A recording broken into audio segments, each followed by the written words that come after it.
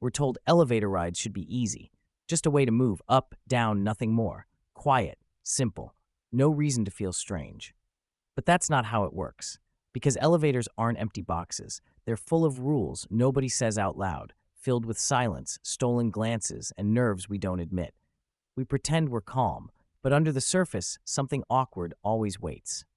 This is about the story we never tell, and why even a short ride can feel so much bigger. You step into the lobby of a tall office building early in the morning. The floors shine. People rush past you, coats and bags in hand, moving with purpose. You spot the elevator bank, 3 doors lined up in a row, silver and silent. You walk over, press the button, and wait. The little white circle glows. You hear a soft ding, and the middle door slides open. You enter the elevator. 3 people stand inside already. Each stands at their own post. One close to the buttons, one at the far corner, another off to the side, all facing forward. The air smells faintly of perfume and coffee. The walls are brushed metal, cool to the touch. The floor is a thin gray carpet. You find your spot. There's just enough room for you to slip in. You press your floor button. The button lights up, and you step back, careful not to brush against anyone. You face forward, keeping your hands by your side. The doors close with a soft thud. The elevator hums to life. You feel the floor shift beneath your feet as the car begins to rise. The silence is noticeable. Nobody talks. The only sounds are the whir of the elevator motor, the soft shuffle of shoes, and the muffled breaths of your fellow passengers. You watch the floor numbers light up, one by one, above the door. You try not to look at anyone directly. You keep your gaze fixed on the numbers or at the reflection in the brushed steel walls. If your eyes meet someone else's by mistake, you both look away at once. One man shifts his weight from one foot to the other. A woman checks her phone, holds it low in her hand. There's little to do. No one is reading a newspaper. No one is talking. You sense the tension in the quiet. People hold their bags close, stand tall, and try to look calm. Everyone respects an invisible boundary, staying as far apart as the space allows. The elevator slows. It dings again. The doors open. One passenger steps out quickly without saying a word. You shuffle aside to let them pass, then move back to your spot. The doors close and the ride continues. Another person reaches forward, stretches their arm awkwardly past you to press the button for their floor. Their sleeve brushes your jacket. No one comments. You both stare at the button panel for a moment, then return to your neutral positions. The elevator resumes its quiet ride. Every passenger acts a bit differently. Some hold bags in front of their bodies as if to create a buffer. Others cross their arms or clasp their hands. Some people seem lost in thought. Others look like they are holding their breath. Many stare at the changing numbers. Some watch their own shoes, reading the pattern in the carpet as if it holds a secret. Sometimes a phone buzzes in someone's pocket. The person might check it, but often they just ignore it. Elevator rides are brief. If the signal is weak, people don't bother to start checking messages. They just wait. You notice how everyone stands facing the door, not each other. No one turns to look behind them. People arrange themselves in patterns, 2 in the back corners, 1 near the front, another by the buttons.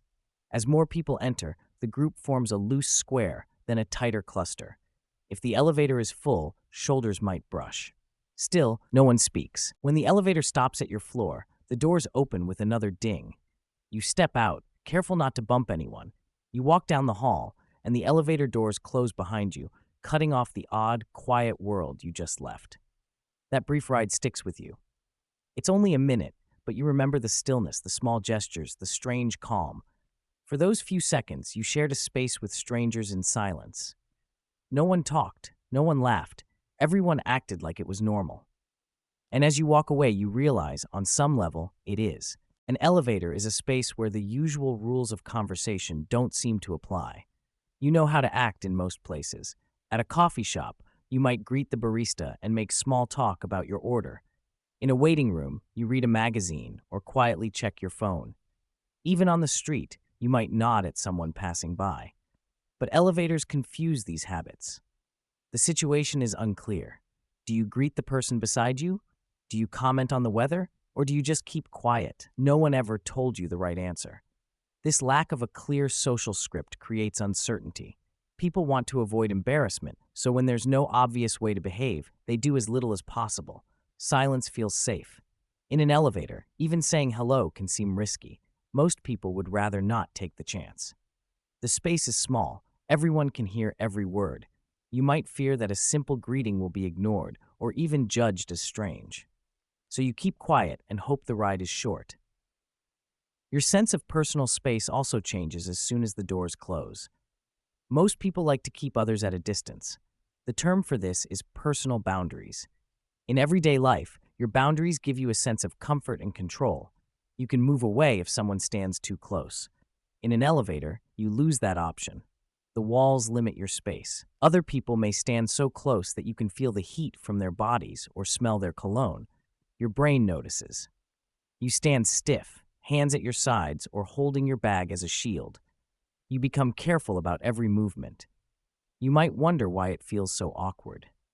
Professor Babette Renneberg, a psychologist, says that not having enough space is unnatural for most people. We're used to having at least an arm's length between us and strangers.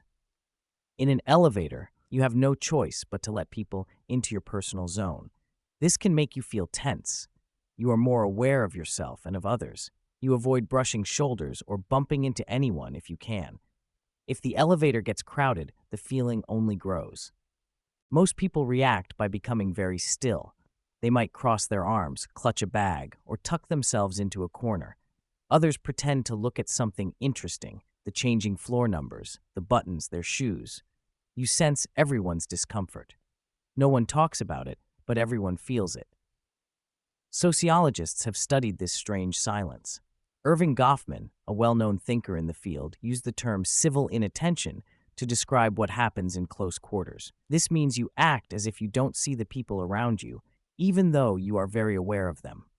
You may glance at someone when they enter, but you look away right after. You avoid eye contact on purpose. It's a way of saying, I see you, but I will not bother you. You don't need to worry about me. Civil inattention is not rude. It is a silent agreement. When people share a space that is too small for comfort, they use these cues to avoid conflict or embarrassment. In an elevator, everyone follows this rule without thinking about it.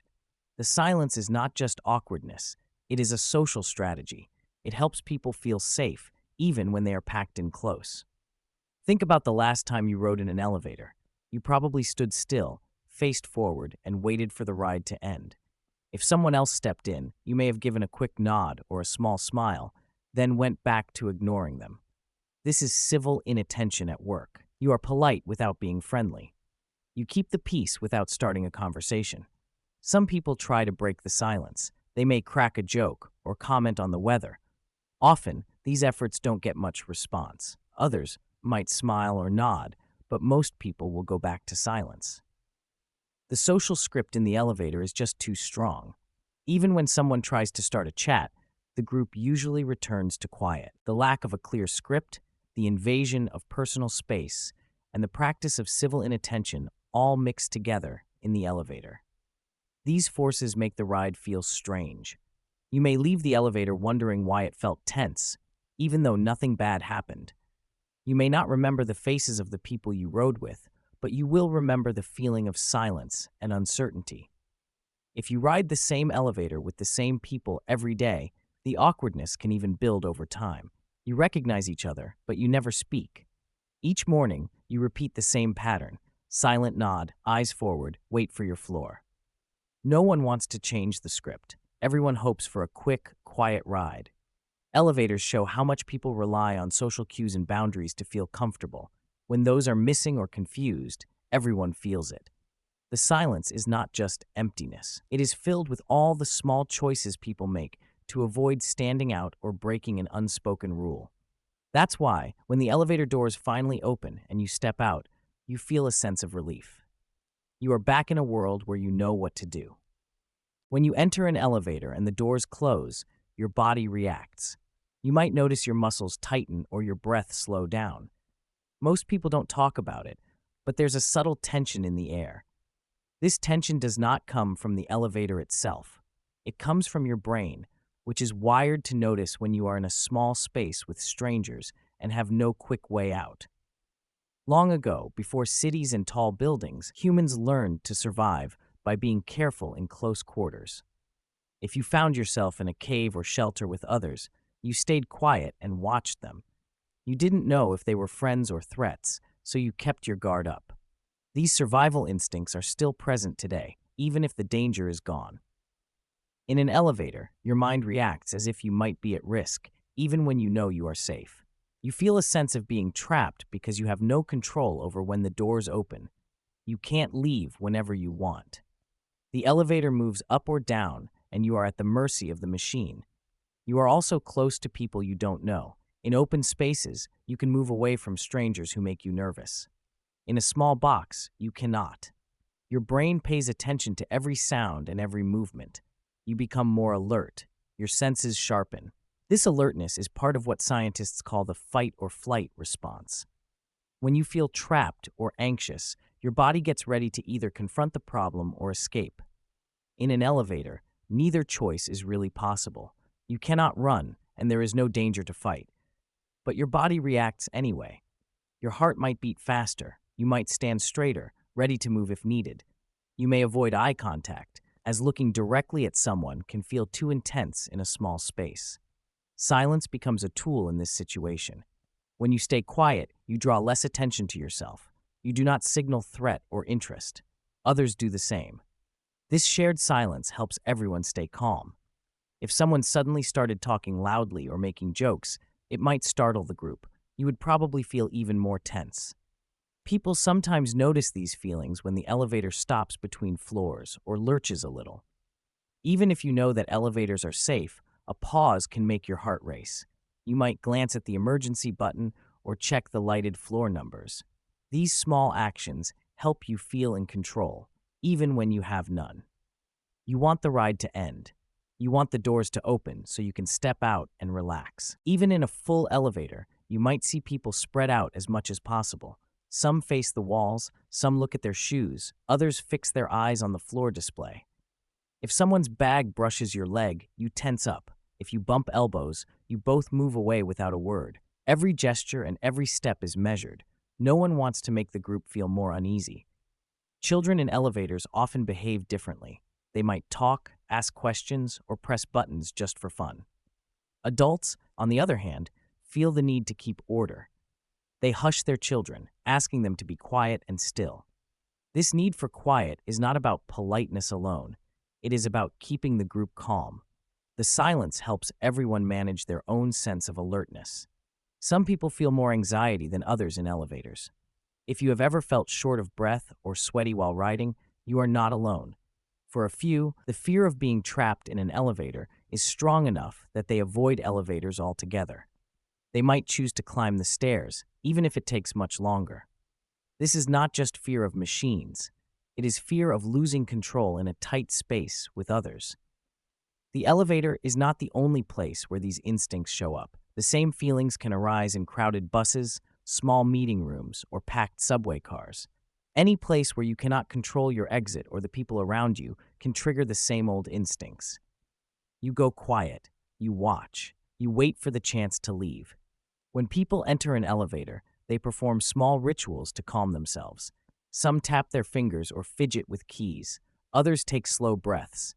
Many keep their eyes on the lighted numbers, counting down the seconds. This focus on something neutral helps you manage the stress you might feel.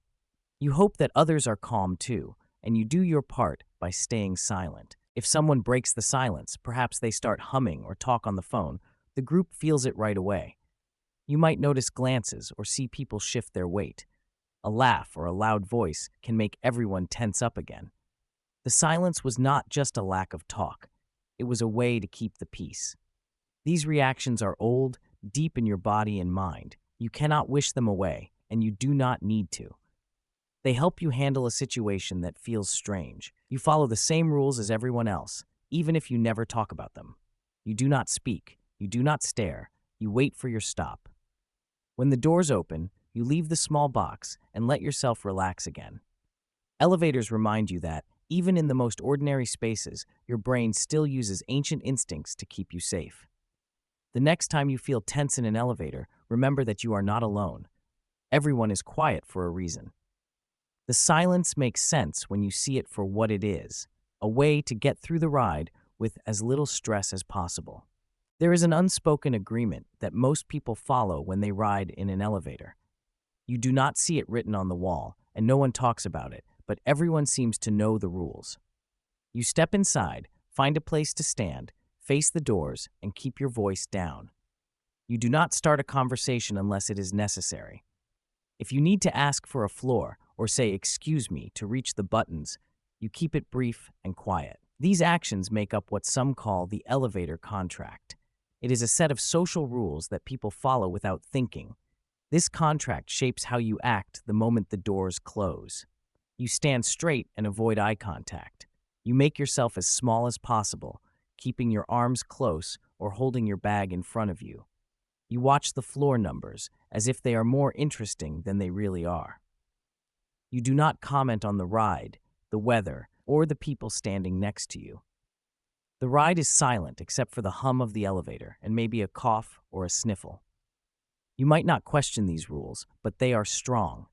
The elevator contract keeps everyone comfortable by limiting the chance for awkward moments or misunderstandings.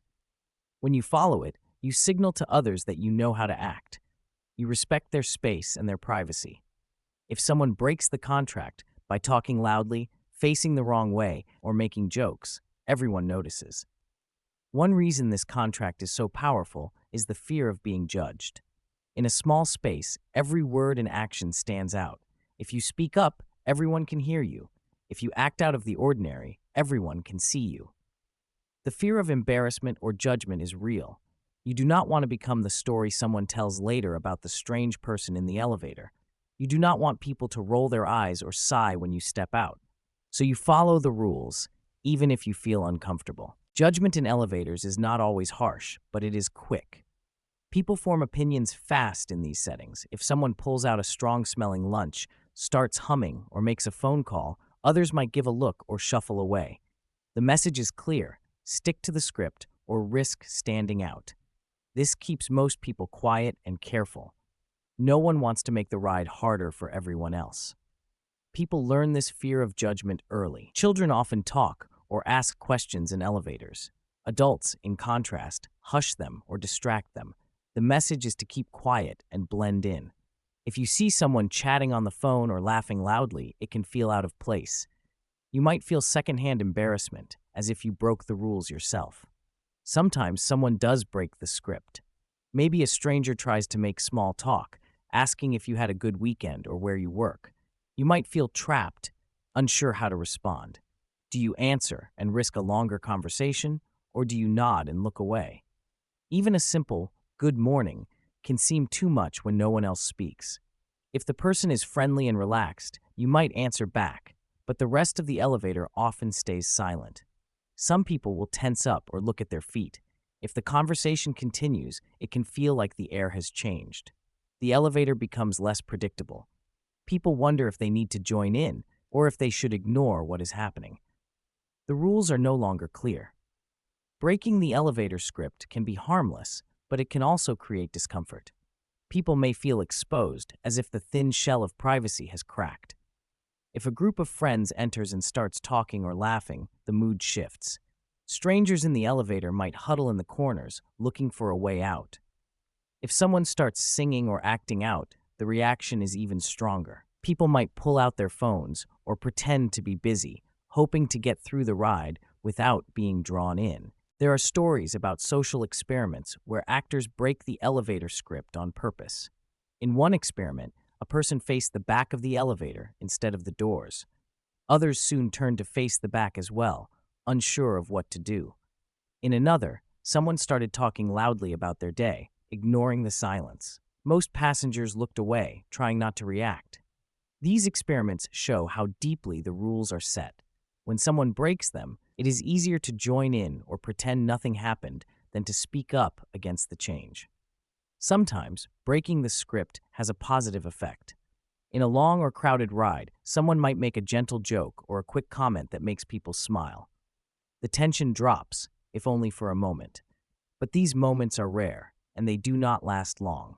As soon as the doors open and people leave, the the silence returns. Most people would rather wait in silence than risk the chance of embarrassment or being seen as strange.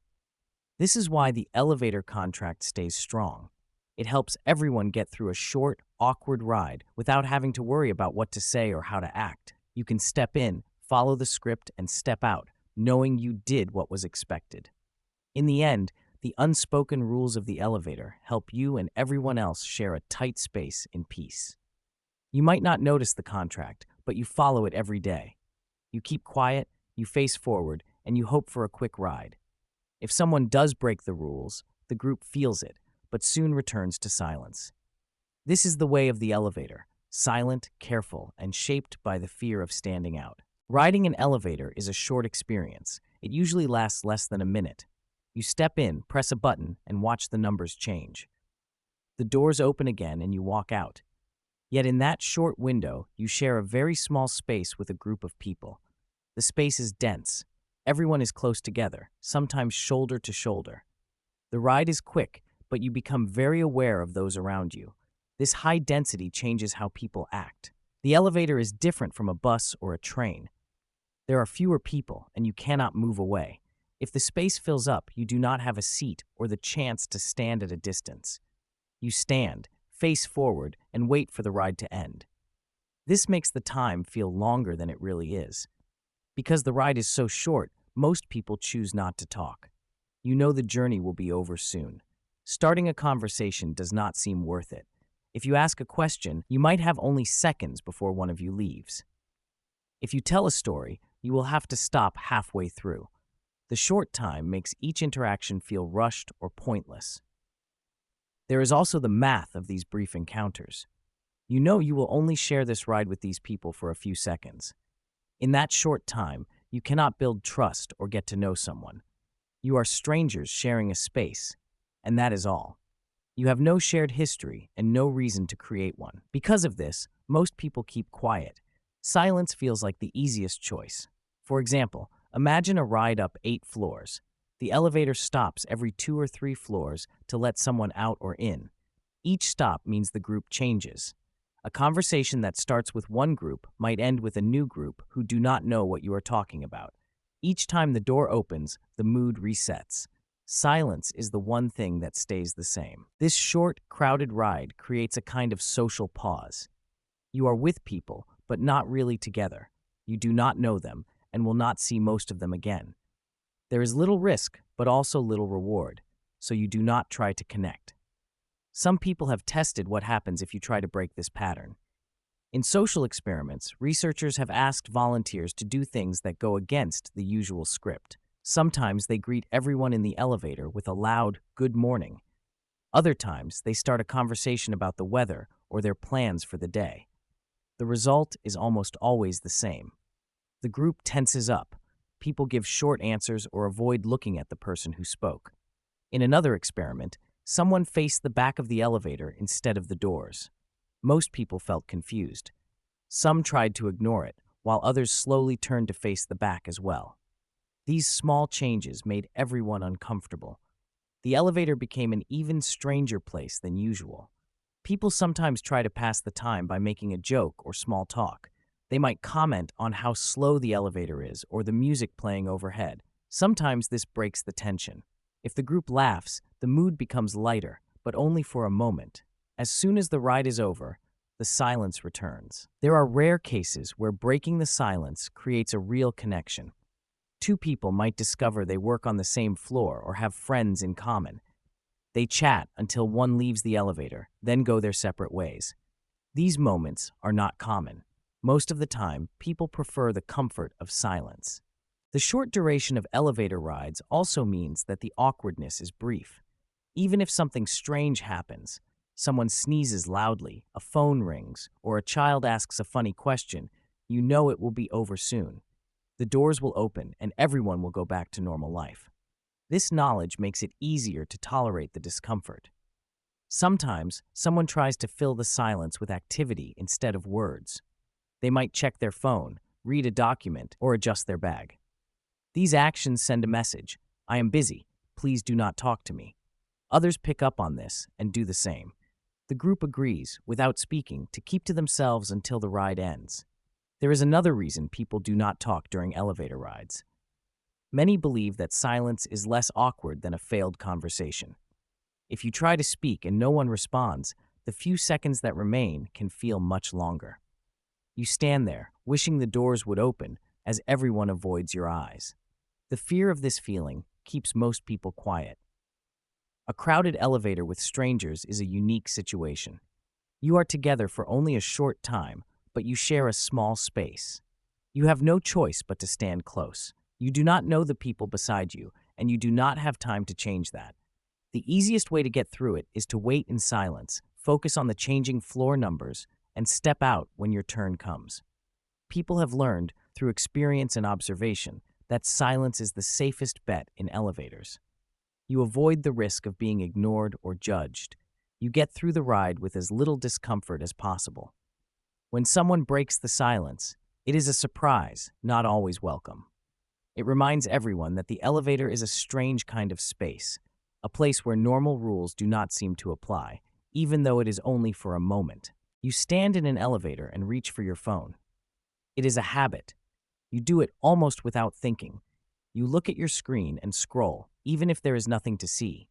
You check messages, swipe through emails, or pretend to read the news. Phones give you a way to look busy, even when you are not.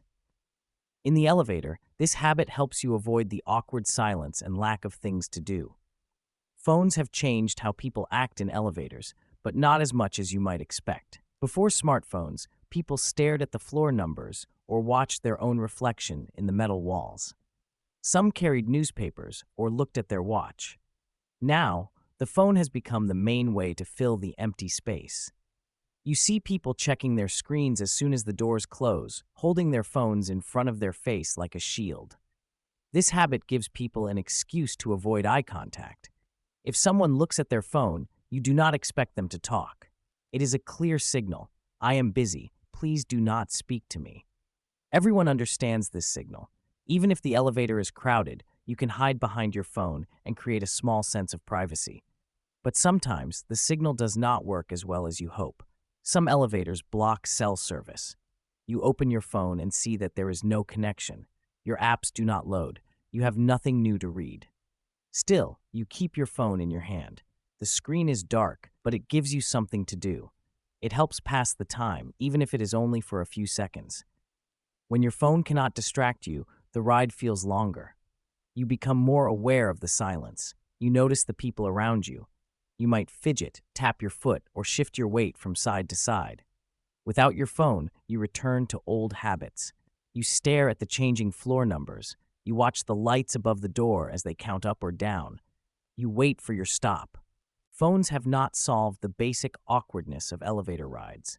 They have made it easier to avoid interaction, but they have not made the space feel less tense.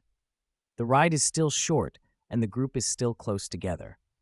The elevator contract is still strong. You do not talk. You do not make eye contact. You wait in silence until the doors open. Boredom is a big part of the elevator experience.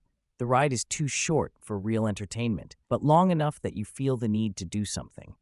You cannot read a book or listen to a long podcast. You cannot start a deep conversation. The time is not long enough to focus on anything meaningful, so you pick up your phone and scroll through whatever is in front of you. Sometimes, the phone does not help. You check your screen and realize there is nothing new. You put it back in your pocket and sigh. The ride feels slow. You might check your watch or tap your fingers on your bag. You look at the other people in the elevator and wonder if they feel the same way. You see someone else doing the same thing, looking at their phone even though it is clear they are just passing time. In some cases, the lack of distraction can make the ride feel more intense. You notice every sound, every small movement. The silence grows heavier. You count the seconds until the doors open. If someone breaks the silence with a cough or a sneeze, it feels loud. You wait for the moment when you can step out and move on with your day. Some people try to bring other distractions into the elevator.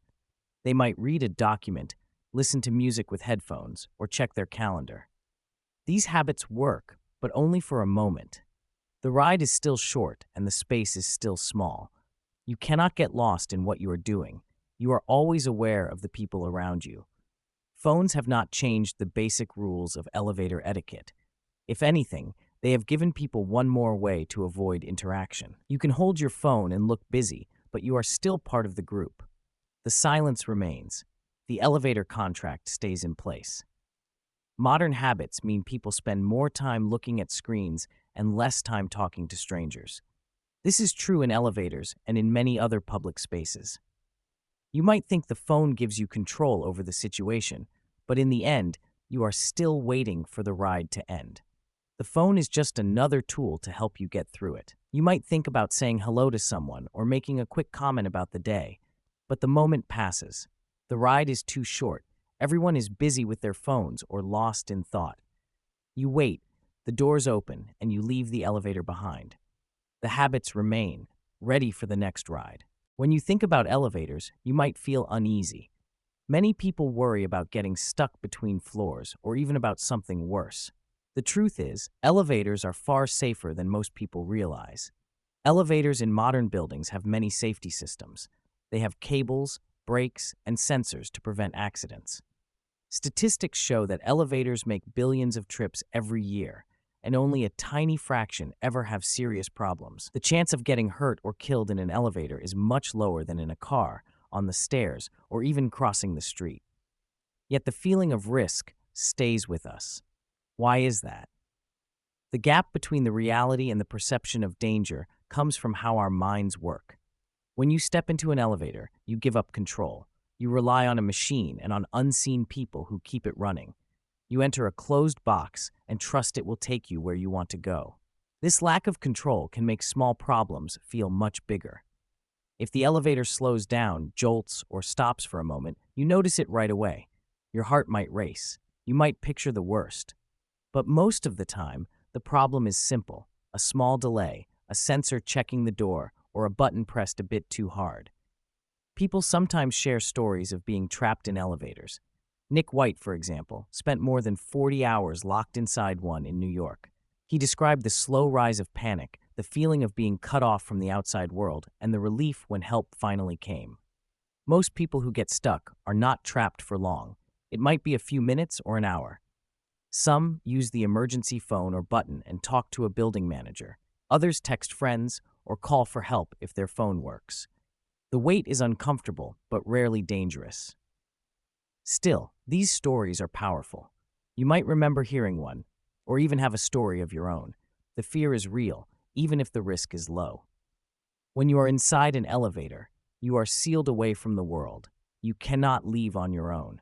If the lights flicker or the car shudders, your mind jumps to rare worst-case scenarios. This reaction is natural. Your brain wants you to be safe, so it pays extra attention to anything unusual in a closed space. The fear of elevators is not only about getting hurt, it is about being trapped. You might worry about losing air or having no water. You might fear the embarrassment of being found stuck and helpless. Even a few minutes in a stalled elevator can feel much longer than it really is. You may feel sweat on your palms or notice your breath quicken. This is anxiety, and it does not mean you are in real danger. Your body reacts to the unknown. Even people who know the facts still feel nervous.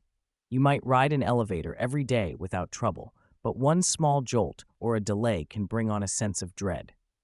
Children, especially, are sensitive to the sounds and movements of elevators. They might ask if the cables will break or the car will fall. Adults usually know these fears are not likely, but they feel the tension just the same. Some people avoid elevators when they can. They take the stairs, even if it means extra effort. For others, the fear is a quiet background worry. They will ride, but watch the lights and doors closely. If you have felt this, you are not alone. Most people have felt some anxiety in an elevator at some point. Why do safe places like elevators make us feel afraid? Part of the answer is that our senses are on high alert in a small, closed space. You are close to strangers, you cannot control the movement, and you cannot see outside. This is very different from walking down a hallway or riding a bike. In the elevator, you are not in charge. That is enough to make many people uncomfortable. Movies and news stories add to this feeling. When something rare goes wrong, it makes headlines. A film might show a cable snapping or a car dropping. In real life, modern elevators have many safety systems to stop this from happening. Even if one cable failed, several more would hold the car in place. Brakes would snap shut and keep the car from moving. The doors are designed to open if the car stops between floors. You can call for help, and someone will come. Engineers test elevators with heavy weights and run checks on all the moving parts. Maintenance crews do regular inspections. If an elevator is not safe, it is taken out of service until it is fixed. Still, knowing all this does not always help you feel calm. You might notice your own behavior when you ride. If the car fills up, you stand closer to the door. If the ride is slow, you check your phone or watch the numbers light up. If you feel nervous, you take slow breaths and focus on something you can see or touch. These small habits help you get through the ride. For most people, the fear passes as soon as the doors open. You step out and go on with your day. The relief is almost instant. Even if you know the elevator is safe, you might never feel fully relaxed inside. This is not a failure of logic, but a normal part of how people handle stress and control. You might find comfort in routine. You press the button, wait for the car to arrive, and step in without a word. You watch the lights, count the floors, and step out when it is your turn. Each ride is a small act of trust, a way of telling yourself that everything will work as it should. Most of the time, it does. When you walk into a modern building, you notice that elevators are not just metal boxes. Designers spend time thinking about how elevators feel to the people who ride them. They try to make the space feel calm, safe, and easy to use. One way they do this is by choosing materials that reflect light well and do not show dirt easily. The walls might be brushed steel, glass, or wood panel. The lighting is soft but bright enough to see. The buttons are clear and easy to reach. Some elevators use mirrors. Mirrors make the space feel larger and let you look somewhere besides at other people. They also give you something to do. You might check your hair or clothes. This is a small distraction, but it helps the time pass. In crowded elevators, mirrors help people avoid eye contact without seeming rude. If you look at your reflection, others do not feel you are staring at them. Music, sometimes called elevator music, is another design choice. Soft music can help cover small noises and make the ride less tense. It fills the silence and gives you something neutral to focus on. The goal is to make the space feel less awkward, even for a short ride. Some elevators have digital displays that show the floor number, the weather, or news headlines. These displays help distract riders and give them something to look at. When you focus on the screen, you have a reason to look up instead of at the people around you. Even a simple floor indicator with bright, changing numbers is better than staring at the wall. Designers also plan how people will move in and out of the elevator. Doors that open wide make it easy for people to enter and leave without bumping into each other. The button panel is often near the door, so you do not have to cross the whole car to press your floor. In larger buildings, there might be more than one elevator. The elevator lobby gives people room to wait without standing in each other's way. Different cultures have their own ways of riding elevators. In Japan, it is common for the person nearest the panel to press the buttons for everyone. People bow or nod when they enter or leave. Talking is rare. Silence is a sign of respect. In some Middle Eastern countries, gender and age may shape how people stand in the car. Elders and women often enter first, and others make room for them. In busy cities in the United States or Europe, people might chat if the ride is long, but most keep to themselves, especially during rush hour. In some cultures, people stand very close without feeling awkward. In others, even a small loss of personal space feels strange. In Sweden, for example, people value personal space and may stand as far apart as possible. In Brazil, people are more likely to talk to strangers or stand closer together. You can see these habits even when people ride escalators or wait in line. The elevator becomes a small stage where cultural rules play out. Architecture also shapes how people act in elevators. In old buildings, elevators might be small, with little light and low ceilings. These spaces can feel cramped or make people anxious. Modern buildings use larger elevators with higher ceilings and good ventilation. The ride feels less tense because people have more room to move and breathe. Placement matters too. If the elevator is near a busy lobby, people might see friends or coworkers before stepping in. This can make the ride more social. If the elevator is hidden at the back of a building, the ride may feel more private or even lonely. Some buildings use glass elevators. You can see outside as you ride up or down. The view gives you something to focus on besides the people inside.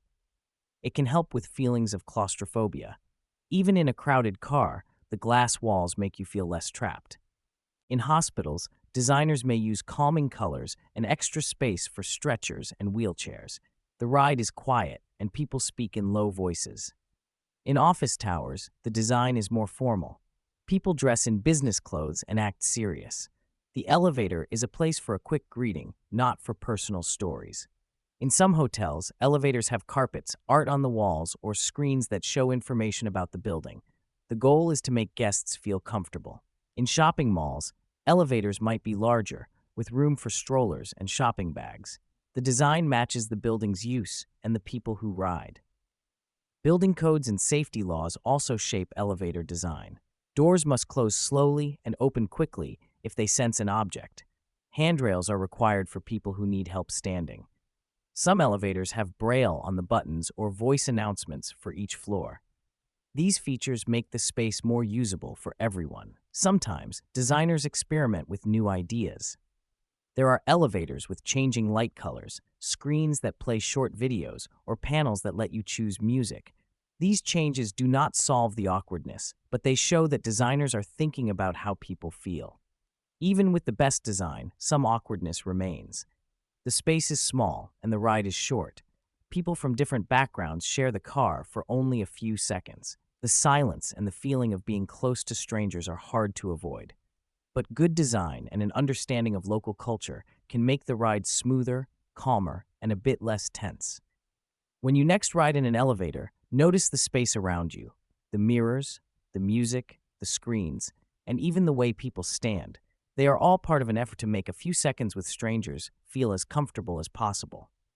The design, the culture, and the building itself all shape what that ride feels like. Social scientists have always been interested in what happens inside elevators. The space is tight, the time is short, and people do things they would never do anywhere else. Researchers have designed experiments to test what happens when people break the unspoken rules. One famous experiment asked actors to stand facing the back of the elevator instead of the doors. When other people entered, they became confused. At first, they hesitated. Then, many turned to face the back as well, even though it felt strange. The experiment showed how strong the urge is to follow the group, even when the rules make no real sense. Another experiment had people start a loud conversation with a stranger as soon as the doors closed. Sometimes the stranger played along. Other times, they froze, gave short answers, or tried to leave the conversation as fast as possible. Most people became stiff and awkward. A few even got off before their floor. These tests reveal that silence in elevators is not just a habit, it is a shared expectation that keeps everyone comfortable. There are stories of people who try to lighten the mood with humor. In one case, someone got into a full elevator, faced the group, and loudly announced, "You're probably all wondering why I've gathered you here today." Some riders laughed, but others looked at their shoes. A few shifted away, not sure if they should join in or ignore it. The tension did not last long. When the next floor arrived, the elevator emptied. The moment passed, but the story stuck with everyone who was there. People have sent in stories about their own elevator rides. One person said that every morning they ride with the same neighbors in silence. One day, the elevator stopped between floors for 5 minutes. At first, nobody spoke. Then, someone cracked a joke about being late for work. The group relaxed, talked, and even shared a laugh. When the elevator finally moved, everyone went back to silence. After that day, the neighbors sometimes greeted each other, but only outside the elevator. Another listener shared a story about getting stuck in a packed elevator at a convention center. With so many people inside, someone started singing to pass the time. A few joined in. Soon, the whole group was singing, just to break the tension. When the doors opened and people left, the singing stopped, and everyone went back to normal. This story shows how people sometimes work together to cope with stress in tight spaces. Some stories are more awkward. One person described a time when a stranger tried to start a conversation about the weather. The other riders gave short answers or ignored them. The person felt embarrassed and wished they had stayed quiet. Another recalled trying to break the silence by telling a joke. Nobody laughed. The silence after the failed joke was even more uncomfortable than the silence before. These examples show that the elevator script is strong. When someone tries to change it, the group usually resists. But sometimes a shared event, a delay, a technical problem, or a long wait can bring people together. The rules relax a bit, and strangers might talk or even help each other. Social scientists say this happens because people do not want to stand out. In a small space, you are more aware of how you appear to others. You do not want to be judged or thought of as strange. You follow the group, and the group expects silence. When something forces a change, like a delay or a shared problem, people feel less pressure to follow the old rules. A few people enjoy breaking the script. Some ride the elevator facing the wrong way, sing, or talk loudly on purpose. These actions get strong reactions. Most riders get tense or move away. Some laugh, but most just wait for the ride to end. These moments remind us that elevator silence is not a law, but a shared agreement. When someone challenges it, even for a moment, everyone feels it. Listeners have confessed that sometimes they enjoy the silence. One person said the elevator is the only place where they can stand in a group and not have to talk. For them, the quiet is a relief, not a burden. Others say they feel tense every time, waiting for the doors to open so they can leave. Some like to guess what other people are thinking, while others just focus on the numbers above the door. People from different countries describe the ride in different ways. Someone from Japan said that silence is normal and talking is rare. Someone from Brazil said they do not mind small talk in the elevator. People from busy cities say they avoid eye contact, while those from smaller towns sometimes greet each other. Social experiments and real stories make one thing clear. The elevator is a special place where people act differently. The rules are simple, but they shape how people feel. When someone breaks the silence, the mood shifts. Sometimes people laugh or talk. Most of the time, they return to silence as soon as possible. The elevator brings people together for a few seconds and gives them a reason to act as if they are alone. If you have your own story about an awkward or funny elevator ride, you are not alone. Many people have stood in that quiet box, counting the seconds, waiting for the doors to open. Some remember the silence. Others remember the rare times when someone broke the script and made the ride a little less predictable. These moments, big or small, remind us that even in a few seconds, in a small space, people have a lot in common. The next time you step into an elevator, notice what happens. You may feel tense, quiet, or uncertain, but you are not alone. Everyone is following the same set of unwritten rules, shaped by personal space, quick rides, and a bit of ancient instinct. Silence and awkwardness are common, but not a sign that something is wrong. They are simply part of sharing a small space for a short time. If you want to make your next ride less awkward, you can try a few small tricks. Stand near the buttons to help others reach them. Offer a nod or brief smile instead of starting a big conversation. If the mood feels tense, comment on something neutral, the weather, the speed of the elevator, or the music. Sometimes a gentle joke or simple greeting can help, but do not feel bad if the group stays quiet. Most people prefer the peace. You can use the ride as a moment to pause and breathe. Look at the floor numbers, check your phone, or enjoy the silence. Treat the elevator as a small break in your day. If you do choose to speak, keep it short and friendly. If not, know that you are following a pattern shared by millions of people every day.